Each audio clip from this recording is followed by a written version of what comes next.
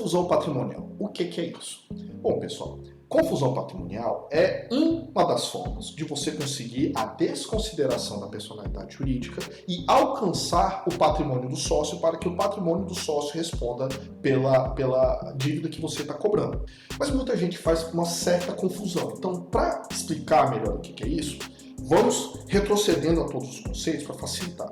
Então, antes de explicar o que é confusão patrimonial, eu preciso explicar o que é desconsideração da personalidade jurídica. Mas para você entender o que significa desconsiderar a personalidade jurídica, tem que estar muito claro o que é personalidade jurídica. Um gato tem direito à vida? Eu sempre faço essa pergunta na sala de aula, porque sempre tem a doida dos gatos que vai falar, não, que absurdo. E Shih Tzu tem direito à vida? Porque ou você tem gato ou você tem Shih Tzu aqui em Brasília, pelo menos. É claro que, principalmente as pessoas que são passionais, elas vão dizer o seguinte, olha, é evidente que ele tem direito à vida, ele tem direito a viver. Aí eu seguro. Seu cachorro, ele pode assinar um contrato de compra e venda? Você fala assim, não, seu imbecil, é claro que ele não pode assinar um contrato de compra e venda porque ele não pode manifestar sua vontade, beleza? Dizer que um cachorro, ou um gato, ou uma caneta tem direito à vida é diferente de eu fazer a seguinte afirmação. Eu posso matar o seu cachorro ou o seu gato. Eu não posso matar livremente o seu cachorro e o seu gato. Mas não é porque ele tem direito à vida. Dizer que seu cachorro e seu gato têm direito à vida é tão absurdo como dizer que seu cachorro e seu gato podem assinar um contrato de compra e venda comigo. Não, Henrique, é completamente diferente, porque uma coisa, eles são vivos, mas eles não podem manifestar sua vontade. Bom, um recém-nascido também pode celebrar negócios jurídicos. Ele não tem vontade própria ainda, tal como um cachorro ou um gato. Mas aí como é que a gente resolve isso no nosso direito?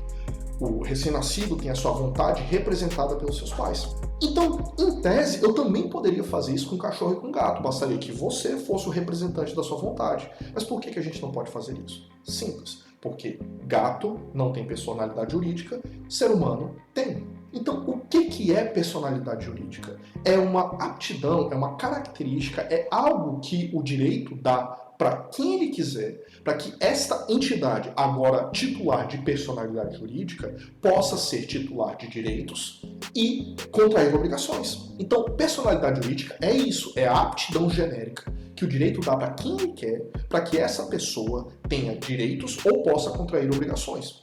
E o Estado, o direito, o ordenamento jurídico, resolveu dar atualmente para todos os seres humanos, mas resolveu não dar para gatos, cachorros ou uma caneta. Mas ele resolveu dar para todos os seres humanos, hoje. Porque num passado não muito distante, nós tínhamos os escravos, que não possuíam personalidade jurídica, tal como nós conhecemos. Eles eram objeto de direito e não sujeitos de direito. Tanto é que eu tinha a propriedade sobre outro ser humano, coisa que a gente não tem mais. Então o direito resolveu dar isso para todas as pessoas físicas. Não deu isso para gato, não deu isso para cachorro, não deu para caneta, mas deu para determinados negócios jurídicos. Como assim? As sociedades, as associações, as fundações. Elas são criadas pela manifestação de vontade de outros seres humanos que vão criar um negócio jurídico, um contrato social, um estatuto, tanto faz. E quando ele registra isso no registro público competente, o ordenamento jurídico dá o sopro de vida para aquele negócio jurídico e ele ganha personalidade jurídica. Então, um contrato pode ter personalidade jurídica, um contrato pode ser sujeito de direitos. Basta que esse contrato seja um contrato de sociedade devidamente arquivado no cartório, na junta comercial, a depender do tipo societário. Então, como eu disse, personalidade jurídica é algo que o direito dá para quem ele quiser. Ele deu para todas as pessoas físicas, ele não deu para nenhum animal, ele deu para alguns negócios jurídicos e para outros não. Condomínio, por exemplo. Então, repetindo, o que é personalidade jurídica? É a aptidão de você possuir direitos e obrigações próprios. Se a sociedade tem personalidade jurídica própria, diferente da minha, significa que ela tem direitos e obrigações próprios diferentes dos meus. Ou seja, o que é meu, o que é da sociedade é da sociedade. Isso pode parecer muito óbvio, mas nem sempre é o que acontece. Basta você lembrar esses botecos, que o dono do boteco, quando precisa comprar um maço de cigarro, alguma coisa, ele simplesmente abre o caixa, pega o dinheiro, vai lá e gasta e usa aquele dinheiro da sociedade como se fosse dele. E não é dele. Henrique, mas é uma sociedade unipessoal, é o Meirelli, ele é o único dono, ele é o único titular, ele é o único sócio e é também o administrador da sociedade.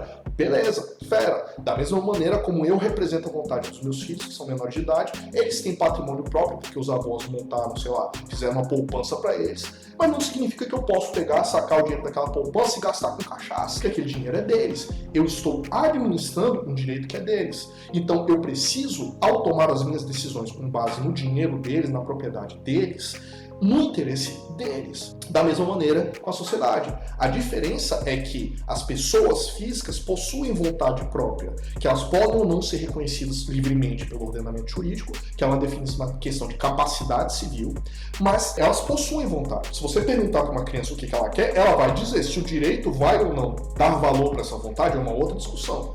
Agora a sociedade não. Sem entrar dentro da discussão da natureza jurídica do que é uma sociedade, vamos dizer que simplesmente que ela não existe no mundo real, é uma ficção jurídica.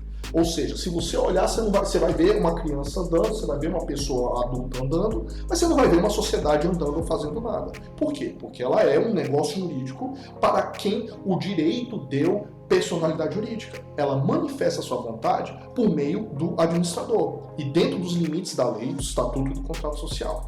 Significa que ela possui direitos próprios, ela possui obrigações próprias e ela possui um interesse a ser protegido que lhe é próprio, que não é fomentar as minhas atividades enquanto pessoa física, independentemente do seu sócio. Existe um liame entre eu e a sociedade, é verdade. Eu tenho cotas na sociedade, eu tenho ações daquela sociedade e, portanto, eu tenho direitos de sócio. Não significa que eu posso fazer com aquela sociedade o que eu bem entender. O dinheiro da sociedade, o patrimônio da sociedade, os contratos da sociedade devem fazer frente às obrigações da própria sociedade. Da mesma maneira que o meu dinheiro, o meu patrimônio, deve fazer frente às minhas obrigações. A partir do momento que eu uso o dinheiro da sociedade para começar a pagar as minhas contas pessoais, eu estou furando essa ideia, eu estou burlando essa ideia dessa separação patrimonial. A sociedade paga meu aluguel, a sociedade paga minha conta de água, a sociedade paga a escola dos meus filhos. Isso está errado. Por quê? Porque o dinheiro da sociedade é para fazer frente às obrigações da sociedade. E como é que eu posso ter acesso ao dinheiro da sociedade? Em momentos muito específicos e muito formais, quando a gente faz uma apuração de lucros, observa que a sociedade deu lucro e aí eu faço uma distribuição de lucro da sociedade para mim.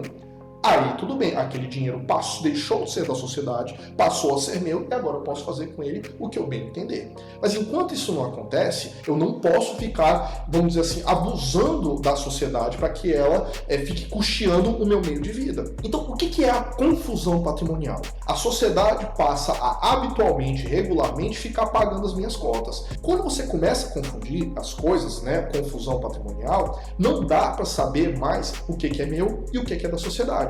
Porque essa separação patrimonial se torna uma mera formalidade, porque na prática isso não acontece. O que pode acontecer quando um credor tenta acessar o patrimônio da sociedade, ele não acha nada. Como é tudo bagunçado, basta eu vou lá e saco rápido todo o dinheiro do caixa, põe no meu bolso e agora isso aqui é meu, mas na verdade é da sociedade. Ou seja, eu e a sociedade passamos a atuar como uma coisa só.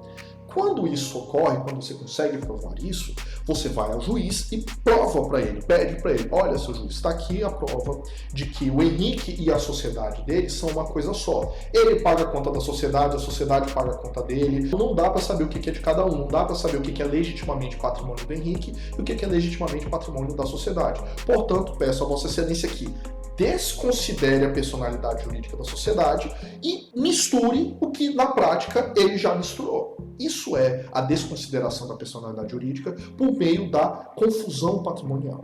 E como é que você prova isso? Eu recebi alguns vídeos aí de alguns outros professores que dizem que basta você demonstrar que o capital social é menor do que o patrimônio líquido. E, de onde veio esse patrimônio líquido? Como é que essa sociedade pode ter um patrimônio de 2 milhões se o capital social é de 500 mil reais? Gente, uma coisa não tem nada a ver com a outra. Capital social, no início da sociedade, é o único momento que ele vai se confundir com patrimônio. Em outros casos nem dessa maneira. O capital social é simplesmente aquele montante que o sócio aportou dentro da sociedade para ela começar a caminhar. Agora, quando a sociedade começa a rodar, é natural que ela celebre seus próprios contratos, é natural que ela circule seus produtos, venda, obtenha os seus próprios resultados, que é o que nos dá lucro. Então, é absolutamente normal uma sociedade ter um patrimônio líquido maior ou menor do que o capital social, porque uma coisa não tem nada a ver com a outra. Então isso não é indício de nada. Você observar se no estatuto social uma sociedade tem capital social de 500 mil, mas ela comprou um imóvel de 2 milhões. Ah, de onde veio esse dinheiro? Pode ter vindo de N situações, ela pode ter pedido dinheiro emprestado, pode ser do resultado dela, entre outras situações. Então não é assim que se prova a confusão patrimonial. Como é que você prova a confusão patrimonial? Tendo acesso aos livros contábeis da sociedade. E aí, com acesso aos livros contábeis, você vai ter que procurar os elementos que demonstram que o dinheiro da sociedade fica sendo utilizado pelo sócio como se a sociedade fosse o seu caixa.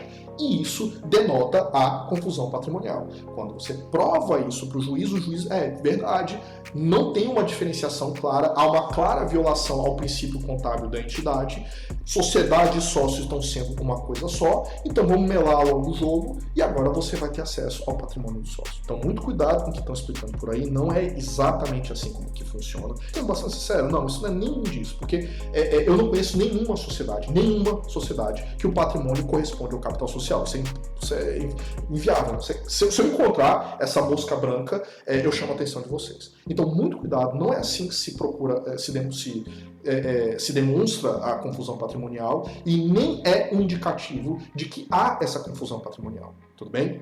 Espero que eu tenha ajudado e até a próxima.